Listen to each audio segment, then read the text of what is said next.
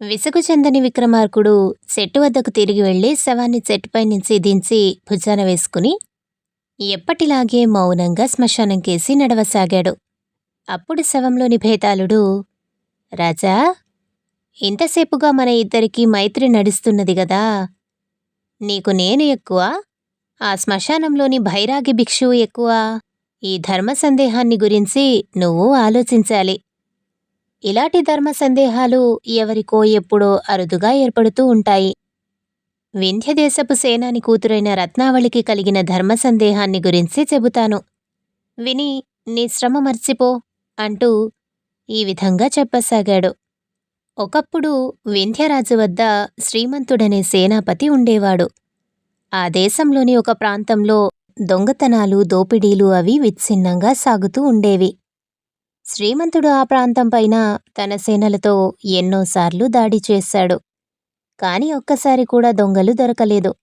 దొంగలు వాళ్ళు కాజేసిన సొత్తు కూడా గారడీలాగా మాయమైపోతూ ఉండేది. దొంగల బాధ అనుభవించేవాళ్లు కూడా ఎన్నడూ ఒక్క దొంగను కూడా పట్టలేకపోయారు. పోయిన సొత్తు తిరిగి ఎవరి కళ్ళా పడలేదు. ఇది శ్రీమంతుడికి పెద్ద సమస్య అయిపోయింది. దాంతో అహోరాత్రాలు మథనపడుతూ ఉండగా ఆయనకు మరొక సమస్య వచ్చిపడింది. అది ఆయన కుమార్తె అయిన రత్నావళి వివాహ సమస్య. రత్నావళి చాలా అందమైనది, బుద్ధిమంతురాలు కూడాను. అందుచేత ఆమెను పెళ్లాడతామని అనేక మంది యువకులు, రాజవంశాలకు చెందినవారు సైతం వచ్చారు. ఈ యువకులలో రాజసింహుడనేవాడు కూడా ఉన్నాడు. అయితే రాజసింహుడు రత్నావళిని పెళ్లాడగోరి వచ్చినవాడు కాదు.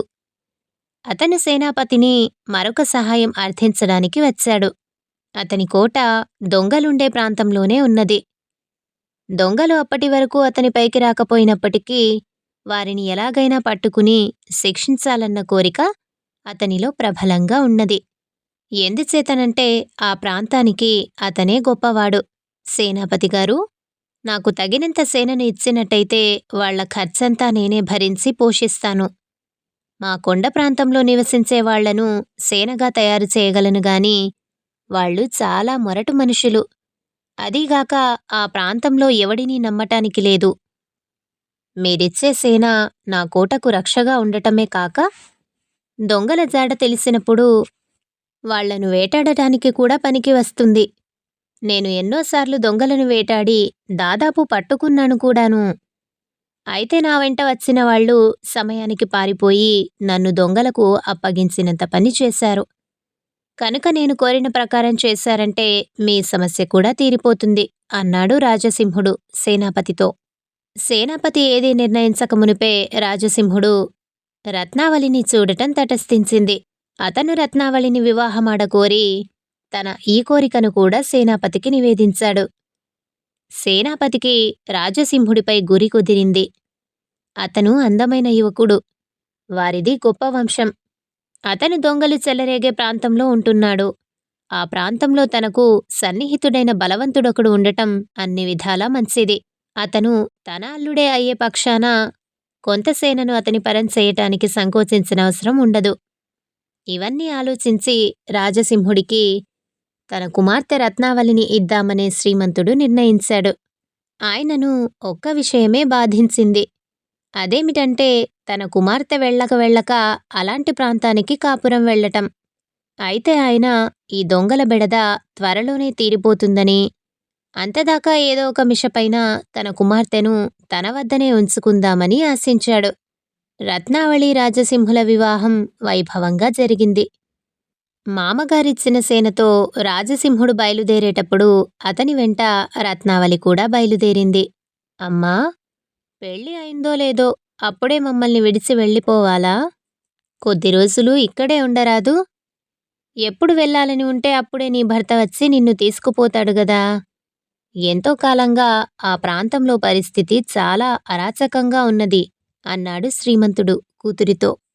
ఒకరిని పెళ్లాడినాక పుట్టింటనే అంటిపెట్టుకోవడం శ్రీధర్మం కాదు నాన్నా. మిమ్మల్ని ఏనాడు చూడాలనిపించితే ఆనాడే రాగలను.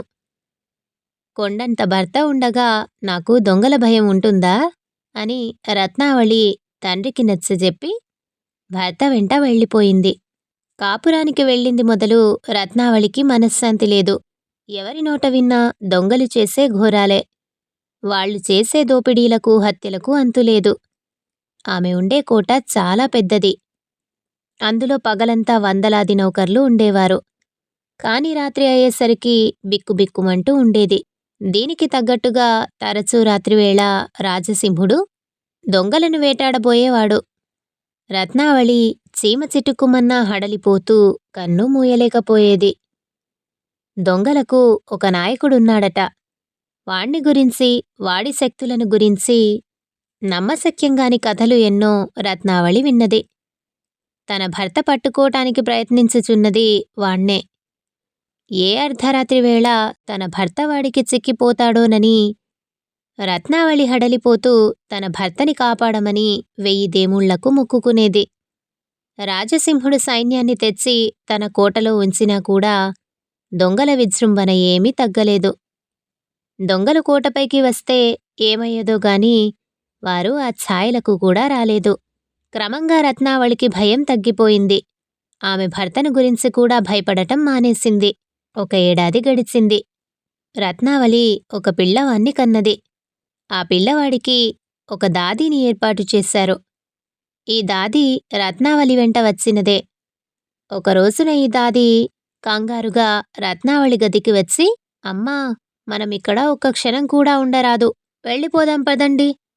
దొంగలంటే ఎవరో కాదు, మన కోటలో రోజూ పనిచేసేవాళ్లే. వాళ్ల నాయకుడు కూడా మన అయ్యగారే. నేను వాళ్లను కల్లారా చూశాను అన్నది. ఈ వార్త విని రత్నావళి నిర్ఘాంతపోయింది. కాని కొంచెం ఆలోచిస్తే అది నిజం కావచ్చునని ఆమెకు తోచింది. అందుకే దొంగలు ఏనాడూ ఈ కోటపై పడలేదు. అందుకే తన భర్త దొంగల నాయకుణ్ణి ఇన్నాళ్లుగా వేటాడుతున్నప్పటికీ ఆయనకు ఏ అపాయమూ రాలేదు. తన భర్త పెద్ద నాటకం ఆడుతున్నాడు. తన తండ్రి కళ్లలో దుమ్ము చల్లటానికి సేనను తెచ్చుకున్నాడు. సేన కోటలో ఉన్నది. బయట దొంగతనాలు జరుగుతున్నాయి. దొంగలను రోజూ వేటాడుతున్నట్టు నటిస్తున్నవాడే దోపిడీలు, హత్యలు చేస్తున్నాడు. అయితే రాజసింహుడు తనపైన ఎంతో ప్రేమగా ఉంటాడు. అటువంటివాడు దొంగ, హంతకుడు అని ఆమె నమ్మలేకపోయింది. నిజం కల్లారా చూస్తేగాని నమ్మరాదని నిశ్చయించుకున్నది. ఒకనాటి రాత్రి రాజసింహుడు బయటకి పోబోతూ ఉంటే రత్నావళి బలవంతం చేసి అతన్ని ఉంచేసింది. ఒక రాత్రి వేళ అతను చప్పుడు కాకుండా తన పక్క మీది నుంచి లేచి తన భార్య నిద్రపోతున్నట్టు రూఢీ చేసుకుని బయటకు వెళ్ళాడు. అయితే రత్నావళి నిద్రపోతున్నట్టు నటిస్తున్నదే గాని నిజంగా నిద్రపోవటం లేదు. భర్త బయటకు వెళ్ళగానే ఆమె లేచి ఒక నల్లని మేలి ముసుగు వేసుకుని తాను కూడా బయటకు వెళ్ళింది. తెల్లని దుస్తులు ధరించిన తన భర్త భవనానికి కొద్ది దూరంలో ఉన్న చింత చెట్ల మధ్యకు వెళ్ళి చీకట్లో అదృశ్యం కావటం గమనించింది.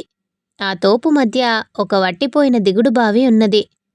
రత్నావళి ఆ బావిని చేరి తొంగి చూసింది. బావి అంతా చీకటిగా ఉన్నది. అయినా తన భర్త ఆ బావిలోకి దిగి ఉండాలి. అందుకని రత్నావళి తాను కూడా బావిలోకి దిగింది. బావి అట్టడుగున గోడల వెంబడి ఏవో పొదలు పెరుగుతున్నాయి. ఒక పొద వెనక నుంచి అస్పష్టంగా ఆమెకు మాటలు వినిపించాయి. ఆమె ఆ పొద వద్దకు వెళ్లి చూడగా దాని వెనక సన్నని ద్వారం కనిపించింది. దాని వెనక ఒక పెద్ద మాళిగ ఉన్నది. అందులో జనం ఉన్నారు. వారి మధ్య రాజసింహుడు ఉన్నాడు. అతని చుట్టూ ఉన్న వాళ్లందరూ తమ నౌకర్లే. అయితే వాళ్ళిప్పుడు తమ యజమానితో వినయంగా మాట్లాడక చాలా పరుషంగా మాట్లాడుతున్నారు. నేను మీ నాయకుణ్ణి, ఆ సంగతి బాగా గుర్తుంచుకోండి. నాతో ఎదురు తిరిగి మాట్లాడిన వాణ్ణి చంపేస్తాను అని రాజసింహుడు గర్జిస్తున్నాడు. మాకు నీ నాయకత్వంలో నమ్మకం పోతున్నది. నీ వాలకం చూస్తే మమ్మల్ని సైనికులకు పట్టి ఇచ్చేటట్టున్నావు. మేము మరొక నాయకుణ్ణి ఎన్నుకుంటాం అన్నాడు ఒకడు. వాడు దివానపు చాకలి. రాజసింహుడి చివాలున చాకలిపైన కత్తి దూశాడు. అంతలోనే 5-6 ఈటెల మునలు అతని రొమ్ము మీద వాలాయి. ఇది చూస్తూనే రత్నావళి కంపించిపోయి నిలుచున్న చోటనే స్పృహ తప్పి మూర్ఛపోయింది. తిరిగి స్పృహ వచ్చేసరికి ఆమె తన గదిలో ఉన్నది. రాజసింహుడు సమీపంలోనే ఉన్నాడు. భర్త సజీవుడై ఉన్నందుకు ఆమె తృప్తితో నిట్టూర్చింది. అతను తన భార్యతో, నీ ఆరోగ్యం పూర్తిగా చెడిపోయింది. నిన్ను రేపే పుట్టింటికి పంపించేస్తాను. నీవు పిల్లవాడు కొంతకాలం అక్కడే ఉండి తిరిగిరండి అన్నాడు. ఆ మర్నాడే రత్నావళి సైనికులను వెంటబెట్టుకుని తన కుమారుడితో సహా పుట్టింటికి వెళ్ళిపోయింది. దారిలో ఆమెను ఒక ధర్మ సందేహం పీడించింది. ఆమె తన తండ్రితో భర్తను గురించి యథార్థం చెప్పాలా చెప్పకూడదా అని.